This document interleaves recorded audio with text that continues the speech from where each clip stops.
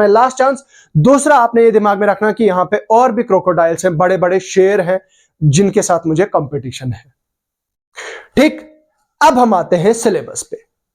सबसे पहली बात बेटा, आपने ग्रेजुएशन अभी कर ली है, कब करी वो चीज यहां पे हम डिस्कस नहीं करनी, लेकिन आपने अभी आपकी ग्रेजुएशन हुई और ग्रेजुएशन के बाद इंसान थोड़ा हवाबाजी में होता है। और किसी ने अगर इंग्लिश के 4 लफ्ज क्या बोल दे, उसको लगता है कि नहीं मैं तो इंग्लिश फोड़ देता हूं या देती हूं।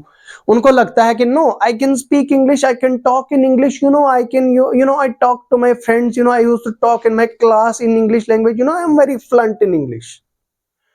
तो बेटा वो फ्लंट लैंग्वेज जो आपकी इंग्लिश वो फ्लंट है ना, वो यहां पे काम नहीं करने वाली है, आने वाली है, प्रोवाइडेड दैट आपके ग्रामर स्किल्स आपके जो है वो एनहांस्ड ना हो। ठीक है।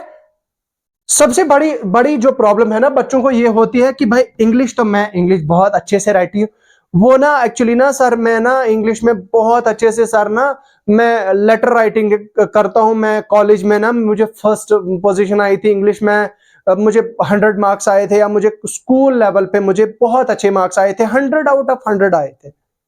बेटा वो एग्जाम आपका गया, वो एग्जाम और इस एग्जाम में आसमान जमीन का फर्क है। तो उस इंग्लिश को तो आप भुला ही दो, इस इंग्लिश की बात करते हैं। इस इंग्लिश में तो आपको यह चीज पता ही होगा कि 3 पार्ट्स होते हैं। एक होता है आपका कॉम्प्रीहेंशन, यानी कि जिसमें पैसेजेस आते हैं और पैसेजेस में आपके क्वेश्चंस आते हैं, पैसेजेस में फिर आपके एमसीक्यूज आते हैं।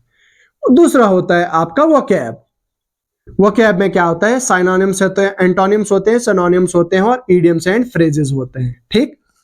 और उसके बाद वोकैब के बाद होता है आपका थर्ड क्या होता है, असली जो गेम वाला होता है वो ग्रामर होता है। ठीक है। ग्रामर में आपका जैसे मान लीजिए मैं अभी आपके जो इस पे देख रहा हूं, नरेशन है, नरेशन, आर्टिकल्स, मॉडल्स, प्रीपोजिशन, ठीक है, and so on and so fourth. तो इंग्लिश के ये 3 कंपोनेंट्स है आपके, इन 3 को आपने अलग अलग तरीके से अलग अलग जो है वो वे में तैयार करना है। ठीक है।